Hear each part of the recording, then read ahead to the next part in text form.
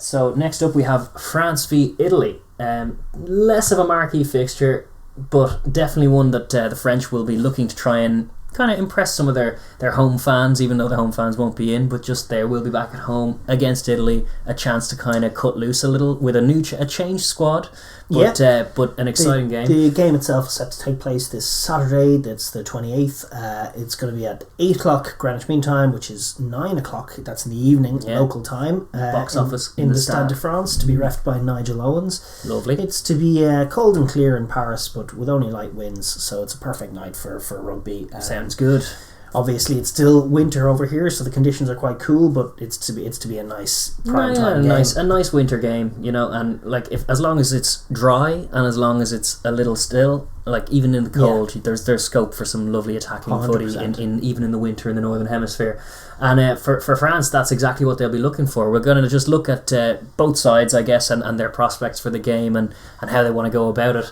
And France, the home team, obviously buoyed by getting that win back against Scotland last week, like pretty much avenging that Six Nations thing, although it'll still bite a little, but they definitely performed well. They grabbed an excellent try against a really good coming team and away from home. All of that's good for the confidence. This now is a different test. Well, the first side are almost parked. They're almost done for the season. They've got a 2-week drill now with the young squad, which is different from even what was originally arranged with the Eleanor, but will be interesting nonetheless. They've got buckets and buckets of talent in the squad, which was named the other day. So that we have a decent idea of who the new faces and names are going to be. It's going to be Rodrigue Netti and Hassan Collingar. I'm going to butcher all of these names. From Toulouse and Racing at loosehead, Mo Vaca from Toulouse at hooker, Bobini from Racing, and Bourgarit from La Rochelle. Aldegheri and Antonio, who has been there for a while as well, at tight head. Good tight heads. I'm not even going to rattle through the whole squad because I'll butcher half the names. There's a couple of names to look out for. Sekou Makalu from Stade Francais has been making waves in the back row. It'll be interesting to see him involved. Baptiste Serran has been named captain, and his partnership with Jalibert is looking like the backup to Dupont and Ntamak, which is nice. They've obviously parked Camille Lopez because all of this, again, it's a young squad. The average age is around 25. Someone was saying last week they really are priming themselves to be peaking in World Cup time. So this is a curious little 2-week window for the guys in behind the main guys. And in terms of big names coming back, there's a few, like in the back line especially, having Dante back in the squad, but also this young lad, 20-year-old from Bordeaux, Mo Fana, is supposed to be a very good player. Olivier Clemenchak, obviously from Racing, getting his chance. From Racing, and in the back three, I mean, you don't want to talk about oodles of talent. Alvaretti Raka, who we'd all forgotten about. Seen him in ages, and he's awesome. Player of the season last year. Could be partnered on the wing by Teddy Thomas. They also have the option for the young lad Mathis Labelle from Toulouse, who's their academy lad, who's been backing them up whenever their main guys have been out, and has been sensational, and is going to be in the first team now. Villiers, who actually was topping meters made stats and points scored in the Challenge Cup last year, was Villiers for Toulon, so he's actually putting up awesome numbers. Haven't even mentioned Brice Toulon as well, so he's going to come in, and he's obviously super experienced. They might go with him at fullback. Jeez, and Damien Penaud hasn't featured through injury as well. You have all of this oodles of talent. Oodles of talent is right. And the back row with likely to be Cameron Wokey, even Fabien Sanconi from Racing will probably feature, in there, and Gelange as well. There's a bit of noise about him as well. So in terms of general talent that France have, they're missing their first team, but there's lots of new talent, and it's a big opportunity for guys, who are on the fringes to stake out a name for themselves and enter the conversation in the jersey. You'd hope they get to don their national colours when they haven't been in the picture, and hopefully represent them well and put on a show. That'll be the goal for sure. Like anything less will be a little unacceptable from them, and will probably stand all of their prospects of breaking into that first team in poor stead if they don't convincingly put Italy to the sword, which is what France are expected to do. Even more than that, like a little bit of disjointedness we can understand, but I'd be curious to see the extent to which the Galtier Edwards kind of system filters through in the second squad. Do they look similar? Do they play a similar game to the first team, are they even with different personnel? The Edwards and Galtier system has implemented this, like there's a lot more work rate in general around the park for France, and much more discipline on both defence and attack. They're much more disciplined side, much more focused, work a lot harder. We all know they have tactically shrewd as well. They try to execute a few tactics. They have coherent plans and cogent plans to try and open teams up and play to their strengths. It's all positive in terms of where they were.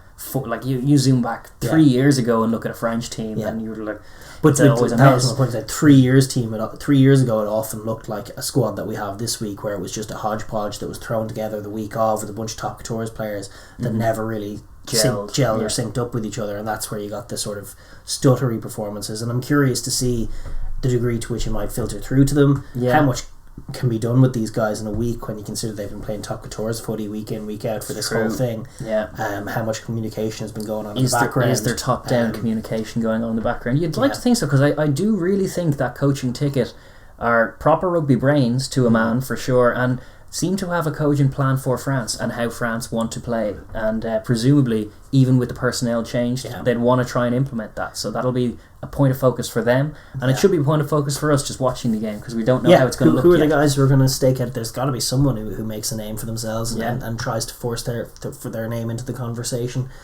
Against an Italian side that has kind of struggled really defensively to cope with any of the sides in the Six Nations, France, who have probably the sharpest attack in the whole competition, should be looking to keep the ball in hand by and large and really work that Italian defence inside and out. Only kick if you see space. And like they'll. Well, you can kick to exit, but when you got the ball in the midfield, run at them and move the ball, vary where you're putting your players. The other thing is, like, we still have with Italy, like, they miss tackles. Like, regardless of all the improvements they have undoubtedly made, they miss tackles. And France, at their best, ask you to make such tackles, make such reads on defence, flood channels. They do it at the top level against the top teams. Ask really difficult questions of single defenders looking at three men and force them to make a read and then a hit. And Italy are normally pretty bad at both reading and hitting, so it should be a recipe for French tries. When they get the opportunities, taking them has become like bread and butter to them. Exactly right. And that's the game. That's the goal. Open them up and score some tries under the floodlights in Paris. The potential hiccups though that could come France's way come from the back row area, where Italy are pretty strong. These new guys are going to have to stand up and not allow them and stuff. They're going to have to impose themselves, not allow the likes of Bram Stain to make plays against them and to dominate him both sides of the ball and to make sure the offensive ruck is resourced and quick. Absolutely.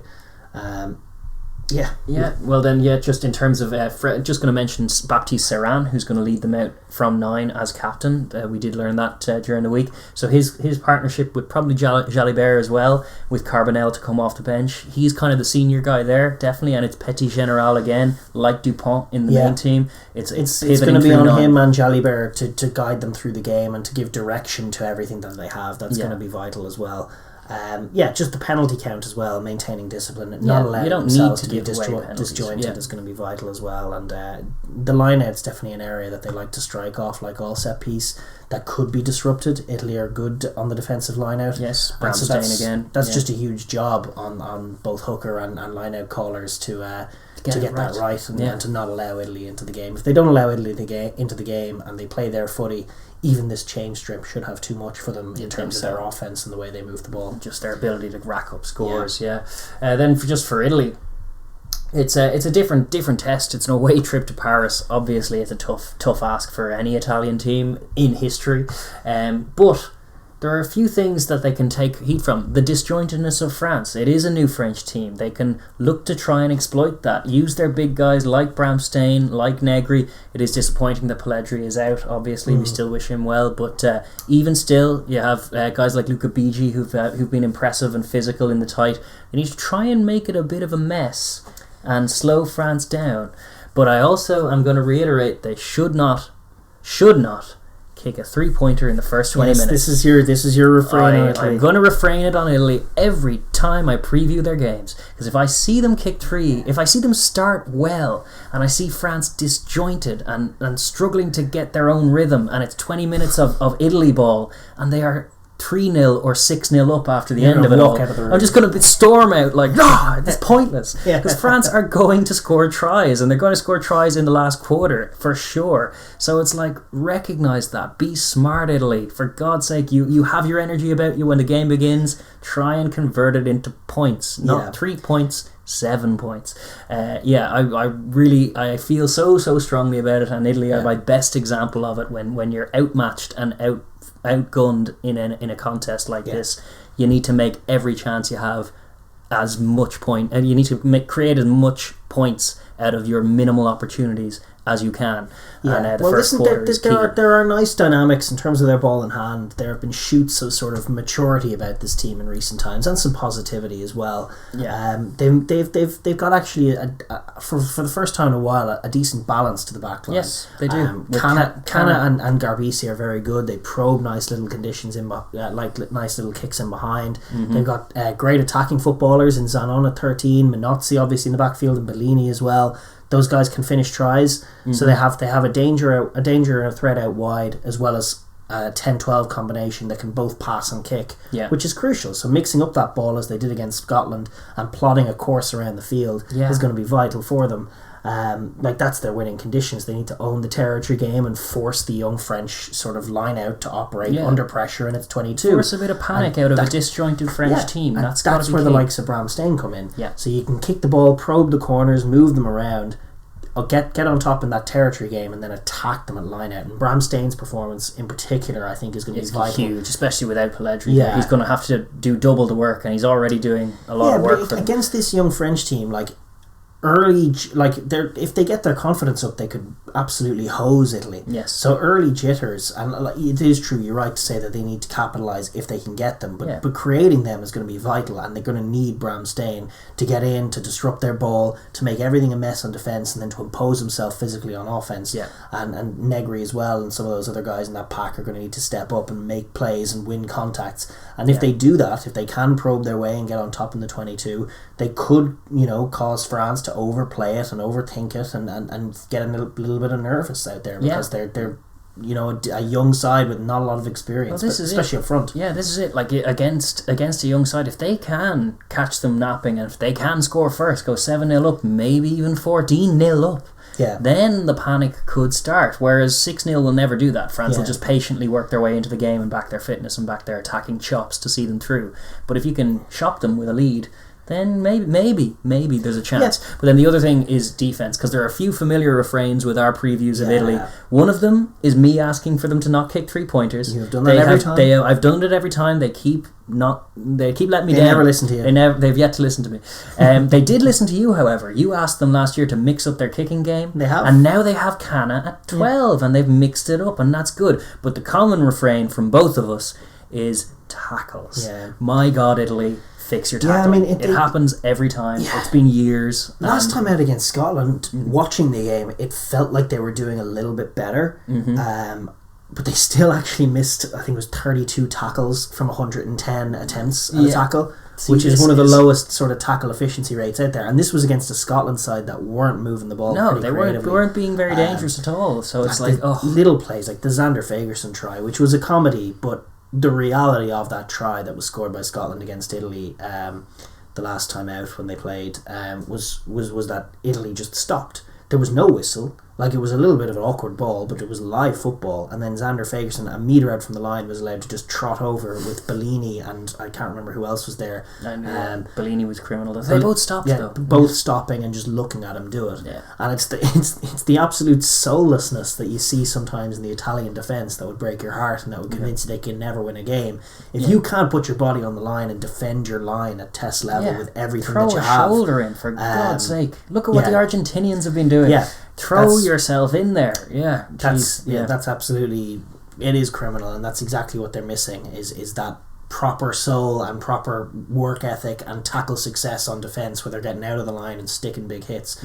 Until they can do that, they're not going to be able to win a game, and there's no signs of it, but they still need to do it, so we're looking out for it. With all that said, what do you think? What are your predictions for this one? I don't know. France probably not going to look their sexy selves given the absence of so many players, but depending on who they go for, we could see some Teddy Thomas and Alvaretti Raka and these guys. Some good tries. They get their hands on the ball. Brice Dulin, some very, very good attacking players. So I'm excited to see them get on the ball. I think they'll score some tries. I also think they'll concede some tries. I think Italy will probably score one or two. So I'm going to be optimistic and say we have a decent score for the first time in the tournament. So I'd say something like 40 points to 24 to France. I'd like that. I'm kind of more leaning towards the old, 25 to 12 kind of scoreline that will favour France. But I think France will definitely have too much. Why does every game have to have both sides beneath 30 points? I don't know, but it does. No, this time it won't. Okay. 60 points to 20. Yeah. Why not? Let's have that. But no, I think Italy's tackling will be the death of them. I think some of these young Frenchmen will be hungry enough to score some of those tries. And I also think Italy will probably kick a 3-pointer in the first quarter just to annoy me.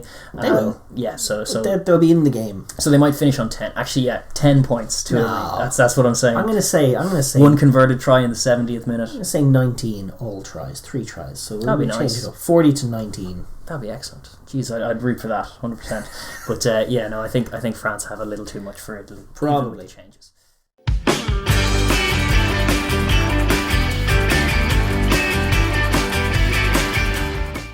Thank you very much for watching the Overlap Rugby podcast. If you enjoyed that video, be sure to give it a like, share with your friends, and leave a comment down below as well. We really do want to hear your thoughts.